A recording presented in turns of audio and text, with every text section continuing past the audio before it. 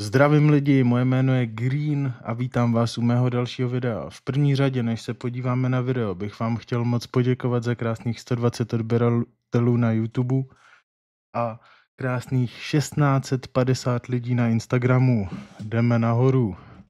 Tak a teď už jdeme rovnou na to video. Dnešní video bude o Shopaholic Adele a video se jmenuje Velká komunikace k lidem, tak jsme zvědaví určitě, co z ní zase vypadne.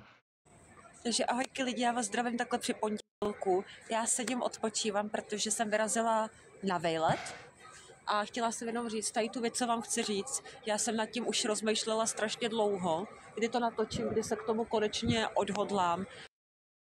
Jo, co to má s kamerou? Ta už to normálně, ta běhá už jenom po ulici a točí to na telefon. Jak jako prostě dopadla, já to vůbec nepobírám. Takových peněz, co měla z toho TikToku, jako lidi sice bejtili tady to, musela vědět, že to nebude na furt, že jo, ty peníze, ale jako jak dopadla. Z bytu, který ho vlastně vlastnila, tak ho pak prodala za nesmyslnou částku, aby za to žila půl roku jenom v Praze. V nějakém bytě a teď z toho skončila v azyláku na ulici bez peněz, žádný followy, skoro nemá nic, prostě schlídnutí taky skoro nula. No jako hrozný, jak člověk dokáže dopadnout s finanční negramotností. Aby na tom internetu ohledně mojí osoby byl klid. Chtěla jsem jenom se strašně moc omluvit, co se stalo prostě v minulosti s těma zvířátkama. Proto vezme králíčka, vypustí ho tamhle do přírody, které je od jak živa zvykle jenom na lidi. Jak to asi s králíčkem mohlo dopadnout, jo, když ho pustila do přírody? Chudá králíček, tyjo, taky jí to vrátila karma a tady jí to taky vypustilo. Ne do přírody, ale do ulic, jo. Moc líto prostě, já neubližuji zvířátkám, já mám zvířátka ráda, co se týká pejsku, kočiček. A sama by jsem chtěla pejska, protože svýho pejska už neuvidím, tak to prostě bohužel. No, tak Bůh ví, jak to s pejskem dopadlo. Pořádně si jako toho nejsem vědom teda, jak to s ním dopadlo, ale určitě to nebylo taky nic moc příjemného. Jestli tady je nějaký ochranář zvířat, tak nevím, napište jí nějaký dopis nebo něco, aby si ho prostě nepořizovala toho psa. Teď z toho může mít radost, ale Bůh ví, jak to zase dopadne s tím pejskem. Chudák fakt zvířata. Je. Protože co se týká rodiny, já ani nesmím, ani nechci prostě o nich mluvit. Nechci. A nebudu to dělat. No já si myslím, že rodina to má nápodobně, že o tebe asi taky mluvit nechce. Potom, co si dokázala, tak bych se ani nedivil, kdyby tě jako zanevřeli, no.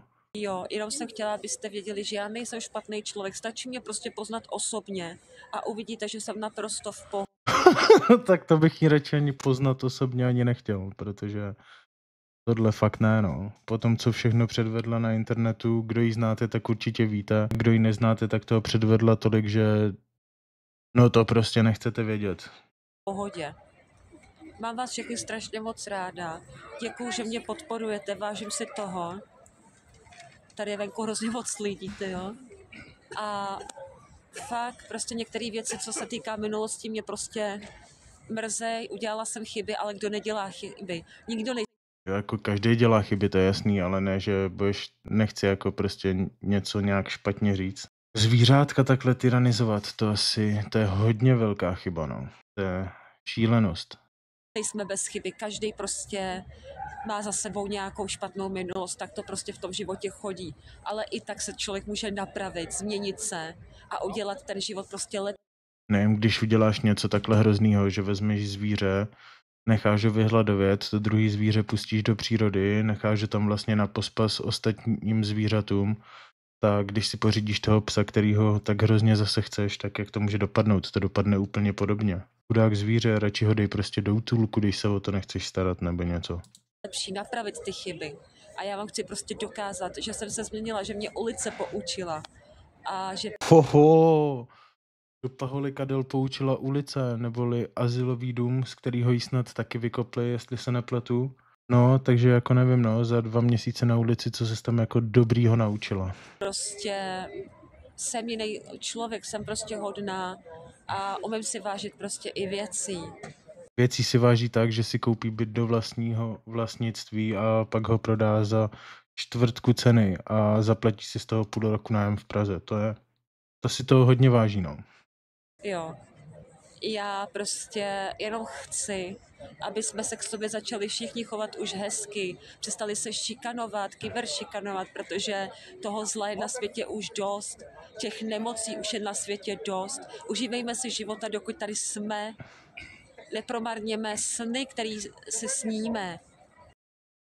Šopaholik Adil se dá snad ještě na nějakou náboženskou stranu a bude takhle to dávat lidem do ksichtů. Přijde po ulici, potkáte ji a už pojede. Jeho vistka jak vyšitá. Věci, které chcete dělat. Já se snažím lidi i si hledat práci, ale prostě kvůli tomu internetu mě do práce nikam nechtějí.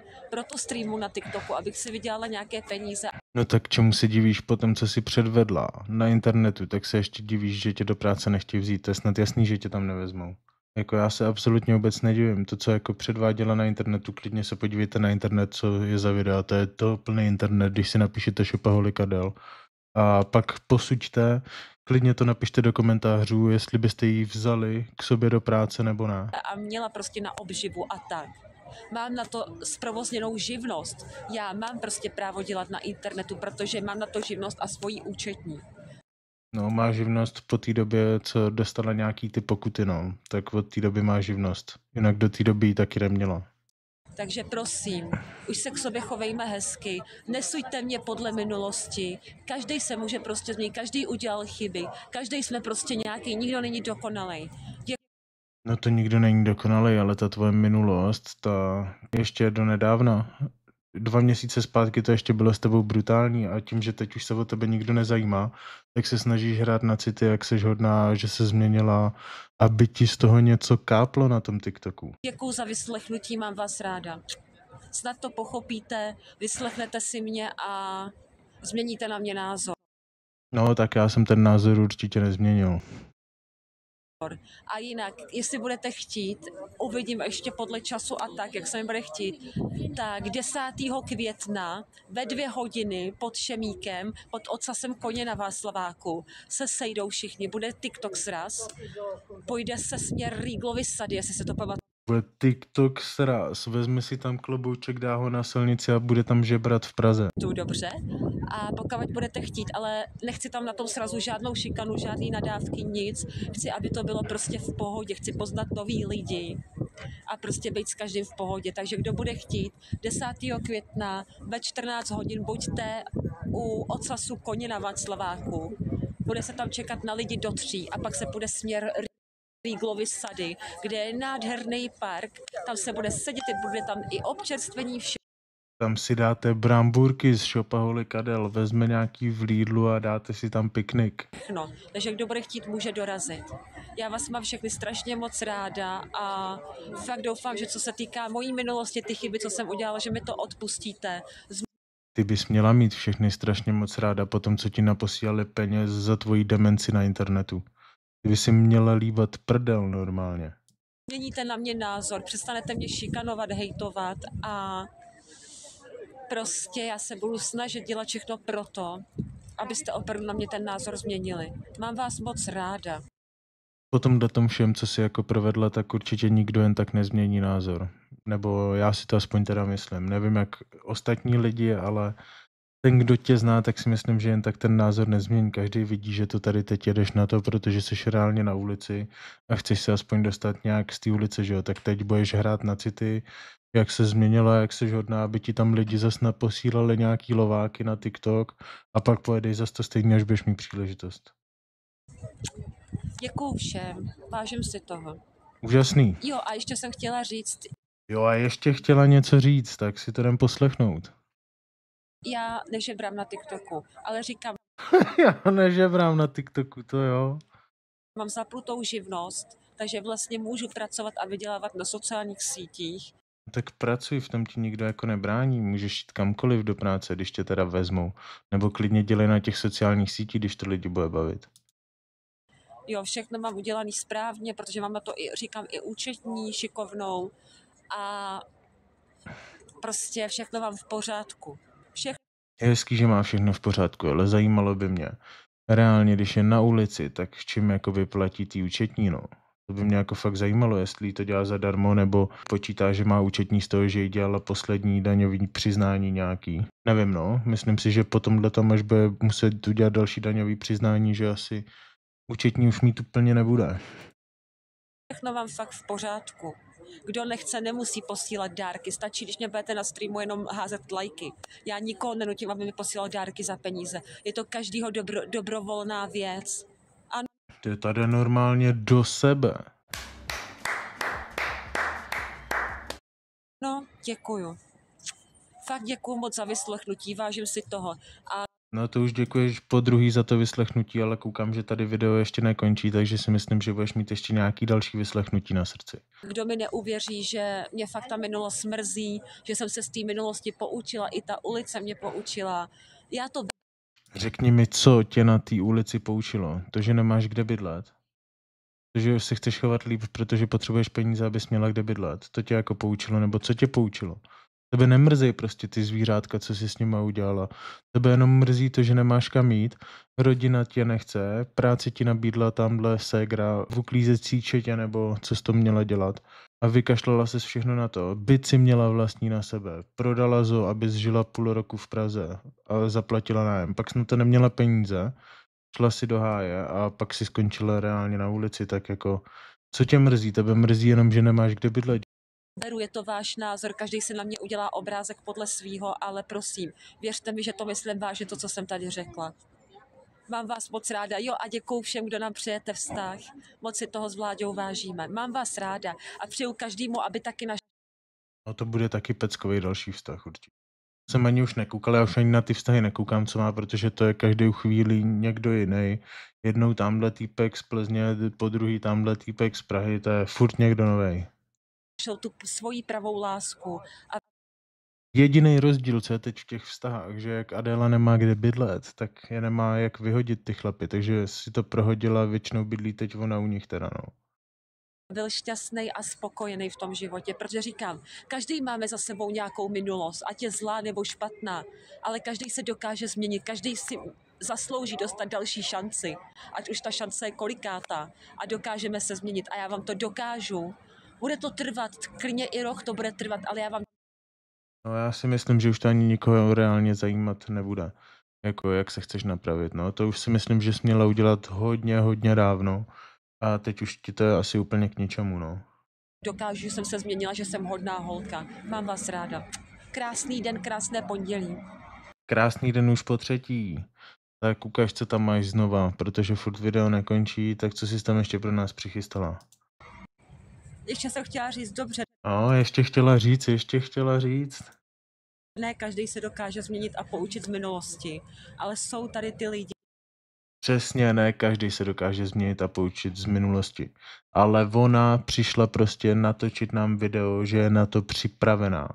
Prostě se změnila a je to nová šopaholika, chápete, ne? kteří se chtějí napravit, chtějí prostě napravit tu minulost, udělat si lepší život, Přesně, udělat si lepší život, mít třeba kde bydlet, že jo? aby lidi měli o něm hezčí obrázek, prostě měl vedle sebe lidi, co ho mají rádi, kamarády a tak. A co jsem tady chtěla ještě říct lidi, já opravdu všechno, co jsem tady řekla, myslím od srdíčka a myslím to vážně. A nebojte se, Vláďa Tak to mě normálně zasáhlo do toho srdíčka, jako to myslí fakt jako vážně. se mnou bude šťastný a spokojený, protože já vám dokážu, že i ten vztah nám bude klapat a To že jsem mi ten zvědavej. vztah prostě vydrží, že nám to vyjde, protože já mám Vláďu pouze prostě z lásky a od srdíčka, nic jiného na tom nehledejte. My na tom nic nehledáme. A hlavně je pitomost, abyste mě uráželi kvůli obličeji, kvůli vzhledu. Každý doprčic nějak vypadá. Přesně, to je jediná věc, co si řekla asi dobře. Jako urážet kvůli vzhledu dobrý, za to nemůžeš, jak vypadáš, ale ty činy, co si udělala v minulosti, tak to byl úplný extrém. Ne každý se narodil s krásným obličejem, jako jsou třeba modelky, misky a nějaký tamhle holčiny.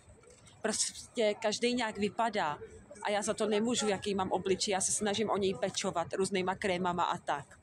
Prostě vzhled svého obličeje nikdo nezmění. Jak jsme se narodili, tak prostě jsme. Přesně, lidi, ještě, že jsou ty filtry na TikToku a tak.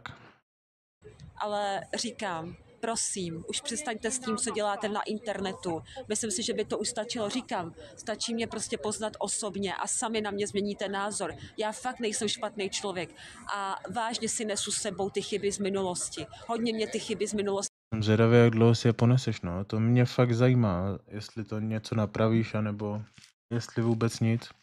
poznamenaly. A je tam hodně věcí, co chci změnit. Kdybych teďka měla nějaký vlastní byt, věřte mi, že teď už bych Teď určitě řekne, že by ho neprodala, 100%. nebyla tak hloupá. Už bych vlastní byt neprodala, už bych to neudělala. No, neudělala, no. Ale to jsi měla trochu přemýšlet dřív, než to udělala. Jako prodat byt, abys byla půl roku v Praze a platila si podnájem, to ti prostě hlava nebere tohle. Jak ten člověk musí přemýšlet? Je hezký, že předtím jsi vydělávala nějakých 60 000 měsíčně, protože tě lidi nabejtili. I kdyby z těch 60 000 měsíčně pak už nebrala, tak jsi mohla mít aspoň ten byt a bydlet prostě v bytě za nic víceméně. Ale ne, ty jdeš do Prahy, potřebuješ nějaký luxus, je to všechno na tebe malý, tak potřebuješ velký byt jako prase a za celý byt tak jsi vlastně zaplatila půl roku nájem. To je pecka, no. Dělala prostě znova. Hlavně vážila bych si víc toho zvířátka, co by se měla. A Přesně, už by třeba neskončilo v popelnici, nebo u popelnice, abych byl teda přesný.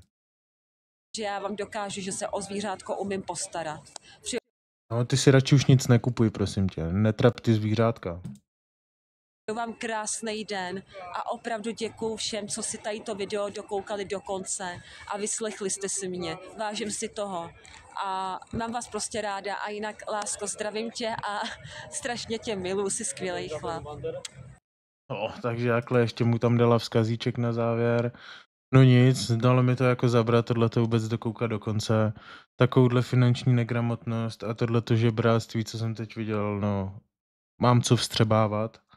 A doufejme teda, že aspoň se Adéla jako probere trochu, že aspoň jí to trošku začalo docházet. A když ne, tak co se s ní dá dělat, no. Hlavně, ať si nekupuje žádný zvíře.